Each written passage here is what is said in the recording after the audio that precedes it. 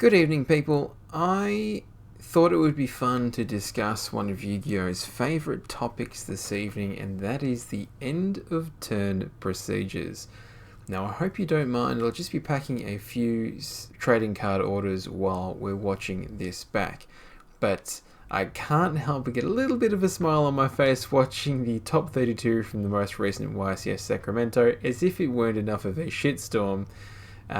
We get this beautiful feature between White Forest, Runic, and Fiendsmith Snake-Eye.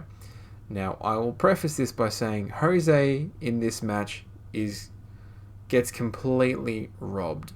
But I think a lot of people need to hear this. If you're not prepared to win in time, you're not prepared to win a major event, or even top a major event.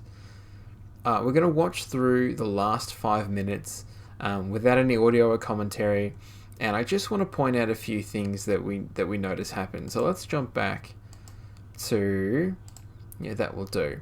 So we're at the end, or we're in the end game of game 2. Runic is up 1 game, and we're about 5 minutes left on the clock, and Jose is trying to close out the game under skill drain. This is obviously an extremely unfortunate position to be in.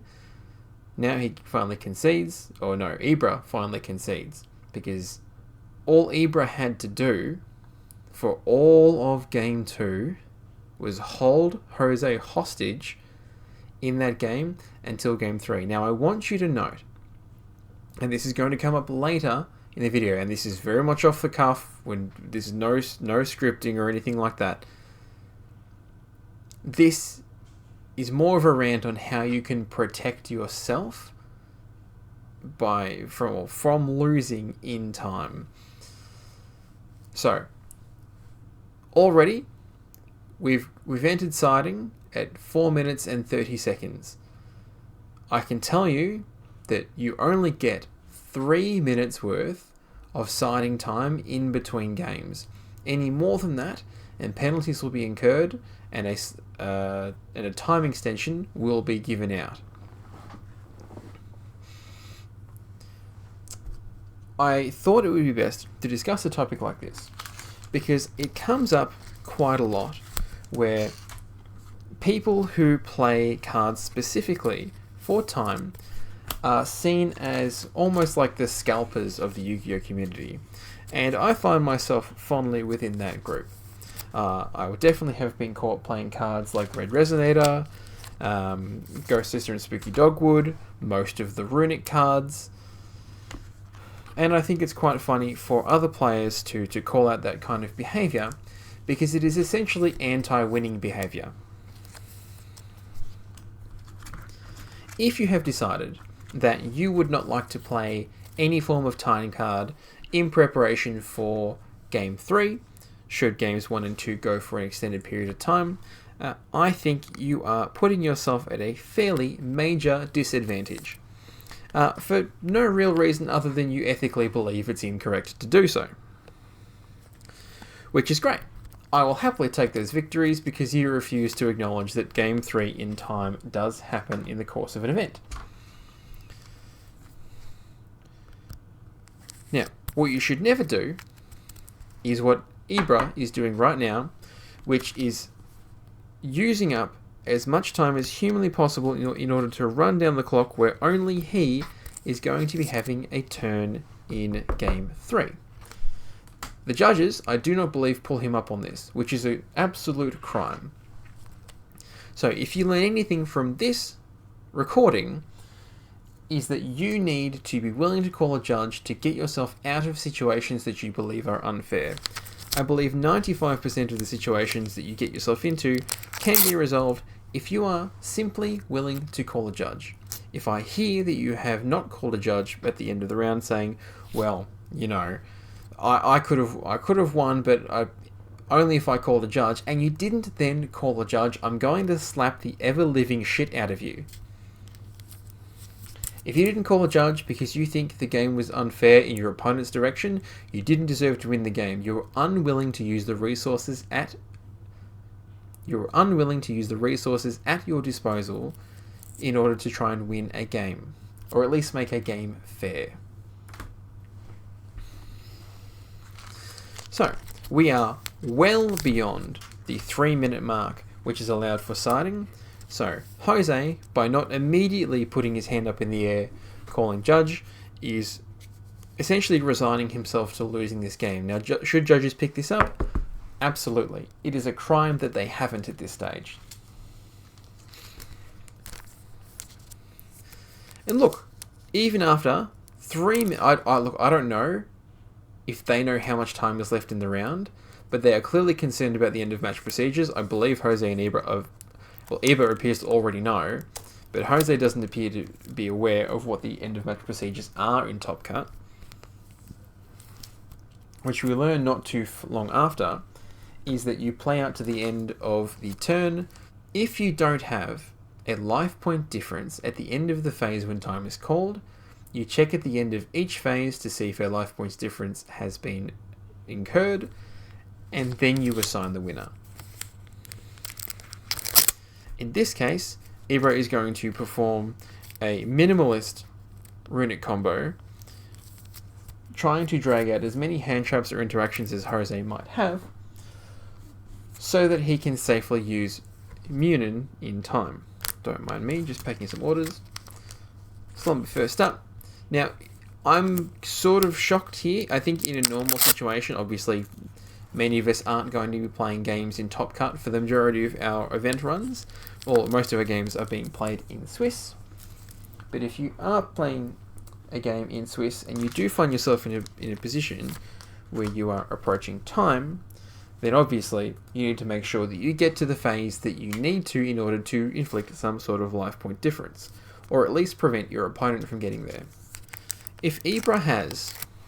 The funny thing is, I've watched this moment a few times, and Ibra has 2 runic spells in his hand, which means that the only way Jose can actually tie this game, not win, but tie this game, is if he has 2 copies of Infinite Impermanence in his hand. You may note that Munin has the text that if a runic card or set card is targeted, she can banish herself for cost to negate the activation and destroy the card, which means you can go immediately to end phase, activate a runic spell, summon Munin. If Munin gets impermanenced or negated in some way, you can tag her out of the way to negate the activation, and then summon another one. I can see here that Ibra already has 2 runic spells in hand, so it is extremely unlikely that Jose has 2 imperms in hand ready to be used. If he does, then Ibra does just lose on the spot. But none of this changes. None of this changes. All Ibra has done has made sure that he loses on the spot if his opponent has a single impermanence. So I think if you're going to be playing into time situations, and what Ibra is doing is clearly angling for time, at least be good at it.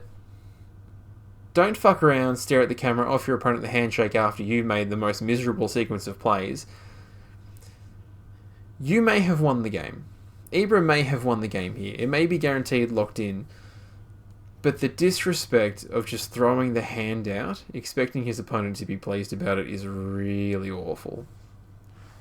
And I think most players, particularly in Australia, are better than that kind of behaviour. I'll say it again. If you decide not to have some provision for time, you do not deserve to top an event. That sounds harsh, but if you assume at least a fifth of your games or a fifth of your matches are going to end in time in some way, you should be planning for those moments, or at least preventing your opponent from using those moments against you. What could Jose have done? And what can you do to avoid this happening to you? Simply put, play faster. And encourage your opponent to play faster. The so-called judge resources that were available here did not encourage either player to play faster. I do not believe slow play warnings were issued. Call a judge. Call a goddamn judge. If you have a problem, if you believe the game state is being unfairly represented in your opponent's favour or in any way, shape or form, you need to call a judge. Not calling a judge is essentially saying I'm okay with my opponent breaking the rules because I feel like it would be unethical, or I'm too embarrassed, or I'm too shy to do so. There are some people out there, would you believe, that will call a judge for absolutely anything. And while they can be insufferable pricks at times, you do have to admit that if for a component of the time, if you're enforcing the rules, you're allowed to call a judge for that sort of thing. Now let's talk about playing cards for time. It's an uncomfortable topic because a lot of people will go back and they'll see profiles of the old Evil Twin Runic decks that essentially play out to Game 3, and then Summon Red Resonator, or the games where Tyr was sending, was it 4-eyed? No, Ladybug of Doom? Something like that. It was Ladybug of Doom where they would gain 1,000 life points, or Snake Eyes going into Agave Dragon. Every major format has had some in-engine way to access a way to either gain life points or burn your opponent's life points. There's a reason these cards are extremely prolific in the game. Because if I have a card that I can put in my deck that says, in Game 3, in a time situation, this card says my opponent is not allowed to play their turn and I win the game instantly, I think it is irresponsible to not play a card like that. Now, Ebrid takes it a bit too far. In his profile, he's playing both Munin, Spooky Dogwood, and Emergency Provisions in order to make the best of the time situation. I think he got away with murder. Getting this far with how badly he played this game is ridiculous. But you can't discredit every single Runic player out there simply because they're playing Runic cards that all have the opportunity to gain life points. Don't forget, there are plenty of decks that do that with their engine. There are in-engine ways to deal damage or gain life points. The most obvious example is most recently Fiendsmith. If you were playing any engine that could play the Fiendsmith cards, you automatically had a way to burn your opponent's life points for 1,200 with Lacrima. Now, fortunately, Lacrima has been banned. What that leaves is a deck building opportunity to find another way to either burn or gain life points. Another great example of this was the Prank Kids deck. Now, all of the Prank Kids monsters had to apply their first effect, two of which included a burn and a life point gain effect in order to resolve their special summon another Prank Kids from the deck. Obviously, if you got this deck into time, winning the game was almost a foregone conclusion. You summon any Prank Kid, immediately go into either Dropsies or Lampsies, get your life point difference and move on. Where Yu-Gi-Oh! Players have decided they need to combat this is by playing cards like Spooky Dogwood. Spooky Dogwood is almost the only counterplay available that allows you to win that Game 3 instead of your opponent if your opponent's going first. Obviously, this card is not accessible in your engine. And obviously, your opponent could technically outplay this by only special summoning, 0 attack point monsters, for instance, in the Yubel deck. You do have to time the activation of these cards well. You don't get to just be stupid. You don't get to just be a bad player because you have drawn Ghost Sister and Spooky Dogwood. But to suggest that playing a time card is pig-like or cheating, I think it's narrow-minded and nonsensical to not consider putting those cards in your deck for these very situations. You also need to make sure that you and your opponent are both playing at a reasonable pace. You're encouraged to ask your opponent to speed up if they're playing slowly. You're encouraged to call a judge if you think that slow play is persistent and getting in the way of fair gameplay. Your opponent should also be doing the same to you. What Runic players are hoping for is that your deck, or their opponent's deck, is so complex. Like Fiendsmith Snake Eye is a very complex deck with a lot of different lines and a lot of different maneuverability. Your Runic opponents are absolutely banking on you taking longer than expected to do your combo. Because a Fiendsmith Snake Eye deck is probably preparing a board with IP, Appaloosa, Desiree, Flamberge, none of which does a ton to the runic engine, particularly in runic stun, but runic stun is a whole other topic. If you take your time with your combo, and I've already won game 1, I'm in an advantageous position because it might take me, I could fail to clear your board. Look, I always have to allow for the possibility that you may screw up your interactions and allow me to press through your board.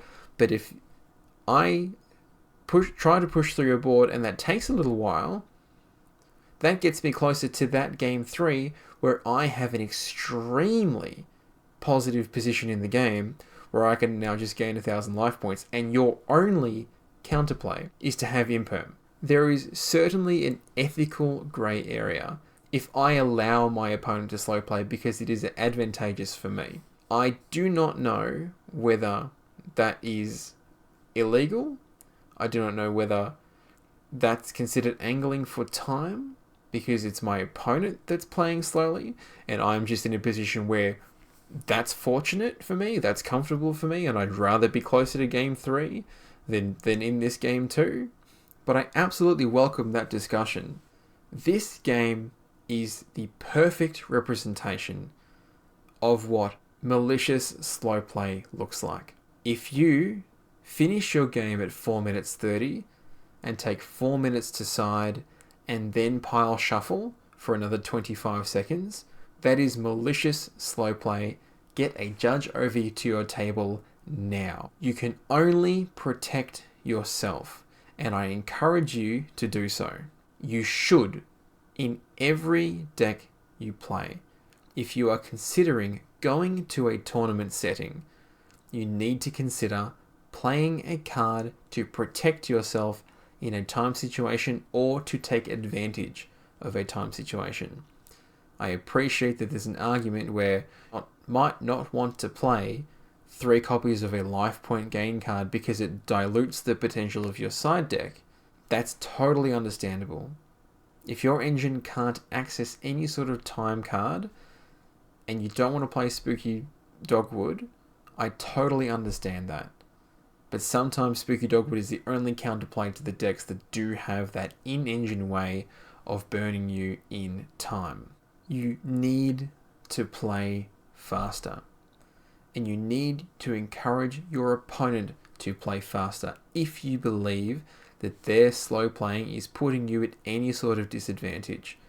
Get a judge over to your table, explain your situation, let them watch the game for a little while, and if they agree with you, if they decide to issue a slow play warning or any other warning for that matter, and that's taken up time in the round, they will give you a time extension. And as an extension to that point, please do not be afraid to appeal any kind of ruling that you get at the table.